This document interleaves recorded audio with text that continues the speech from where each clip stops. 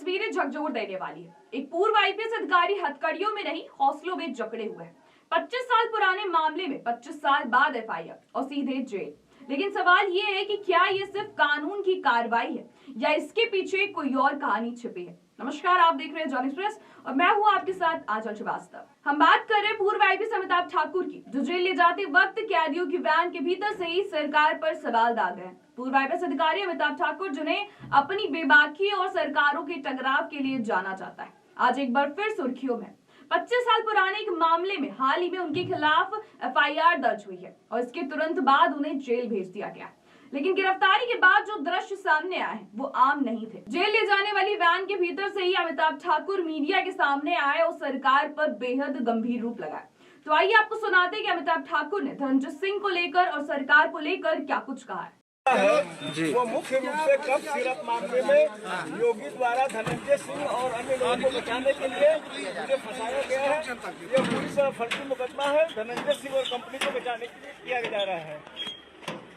दो आदमी उसमें हो जाएंगे जी, यही एक कारण है और कोई कारण नहीं है।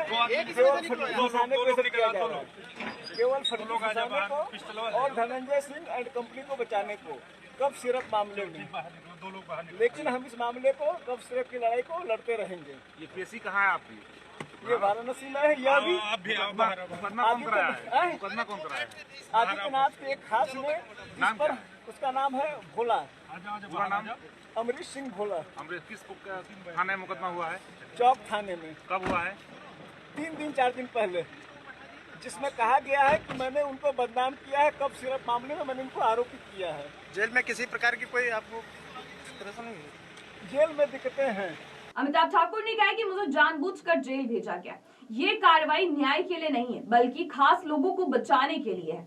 योगी सरकार ने मुख्य रूप से धर्मजित सिंह और उनके सहयोगियों को बचाने के लिए मुझे जेल में डलवाया है। मैं डरने वाला नहीं हूँ, सच सामने ला कर रहूंगा। अमिताभ ठाकुर का दावा है कि ये मामला वर्षों से ठंडे बस्ते में था, लेकिन जैसे ही उन्होंने कुछ प्रभावशाली लोगों के खिलाफ आवाज उठाई, मामला अचानक जिंदा हो गया। उनका कहना है कि ये पूरी कार्रवाई सरकार की आलोचना करने की कीमत है। हालांकि सरकार की तरफ से इन आरोपों पर अभी तक कोई आधिकारिक प्रतिक्रिया नहीं आई है। अमिताभ ठाकुर वही अधिकारी हैं जो अपने करियर के दौरान सत्ताधारी नेताओं से टकराते रहे।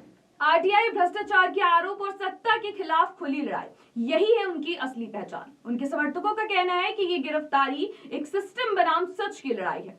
सोशल मीडिया पर अमिताभ ठाकुर की गिरफ्तारी को लेकर तेज प्रतिक्रियाएं आ रही हैं। कुछ लोग इसे कानून का पालन बता रहे हैं, तो कुछ लोग इसे असहमति की सजा करार दे रहे हैं। तो सवाल सीधे और बड़े हैं। 25 साल पुराने मामले में एफआईआर क्यों? क्या ये महज कानूनी प्रक्रिया है या सत्ता से टकराने की कीमत? और क्या अमिताभ ठाकुर के आरोपों पर सरकार जवाब देगी? हथकड़ियों में भी जिस अधिकारी का हौसला बुलंद हो, उसकी आवाज जेल की दीवारों से टकराकर और तेज हो जाती है। सच क्या है, जांच और अदालत तय करेगी, लेकिन फिलहाल सवाल सरकार के दरवाजे पर खड़े हैं। तो ऐसी देश दुनिया की बड़ी खबरों पर नजर रखने के लिए अब जुड़े रहिए जन एक्सप्रेस के साथ। नमस्कार।